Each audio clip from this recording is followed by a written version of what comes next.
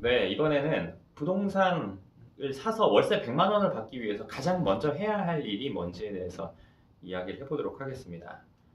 월세 100만 원을 받는다는 거는 참 기분 좋은 일일 거예요. 처음에 월세를 받는 분들한테는 더더군다나 그렇고 제가 예전에 강의를 하면서 월세 여기서 100만 원 받는 분이 있으세요? 하고 손 들어보라고 했더니 한 4분 정도가 손을 든 적이 있었어요. 그래서 제가 그 중에 한 분한테 월세 받는 기분이 어떠세요? 이렇게 물어봤더니 그분이 이런 얘기를 했어요. 그분이 제가 봤을 때 한 50대 여자분이셨는데 그분이 이렇게 얘기했어요.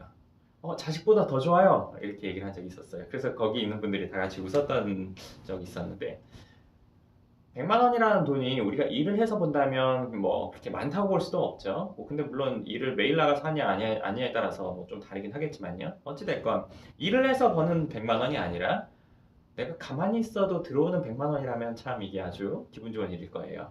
그리고 그 돈이 점점 늘어나서 몇백만 원 이상이 된다면 더 좋겠죠. 그러면 과연 월세 100만 원을 받기 위해서 우리는 맨 처음에 뭘 해야 될까요? 물론 당연히 돈을 모아야 될 거예요. 100만 원 월세를 받을 수 있는 부동산을 사기 위해서 돈을 모아야 될 건데 제일 첫 번째로 해야 될 일은 뭐냐면 100만 원 월세를 받을 수 있는 부동산을 사기 위해서 얼마가 필요한지 알아보는 거예요. 그게 제일 중요합니다. 얼마짜리인지 알아보는 게 제일 중요해요. 우리가 여행을 간다면 목적지를 정하는 게 제일 중요하죠. 그리고 그 목적지가 정해졌으면 비행기 값이 얼마고 몇 시간 비행기를 타서 갈 수가 있고 그리고 체류비가 얼마나 들고 그래야 전체적으로 우리가 비용이 나올 거 아니에요. 그렇죠? 그 비용이 내가 지금 있는 돈이면 바로 갈 수도 있는 거고 없으면 모을 수도 있는 거고 아니면 빌릴 수도 있는 거고 아니면 뭐 카드를 사용해서 먼저 갈 수도 있는 거예요. 향후에 갚을 수도 있겠죠.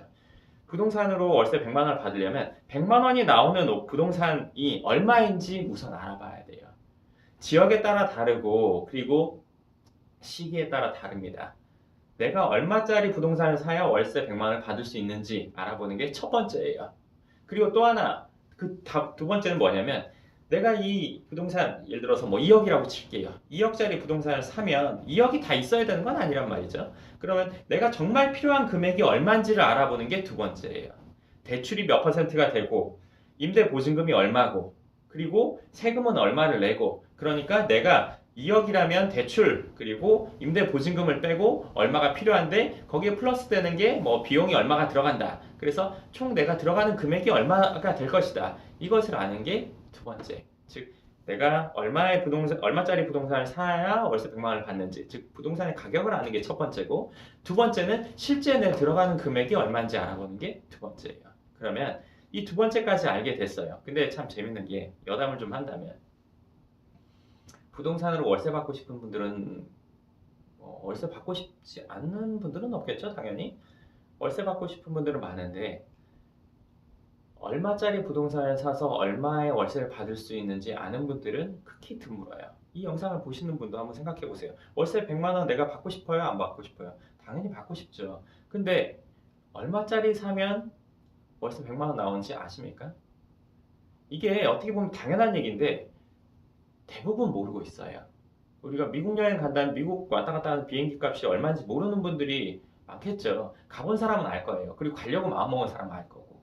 근데 뭐 굳이 내가 거기까지 가야 되나 생각하는 분들은 모른단 말이에요. 근데 관심이 있는데도 모르는 경우가 많다는 건 참 신기한 일이죠. 100만 원을 받기 위해서 얼마짜리 부동산을 사야 월세를 그만큼 받을 수 있는지, 그리고 정말 그 돈을 다 모아야 되는지 안 모아야 되는지를 모르고 있어요.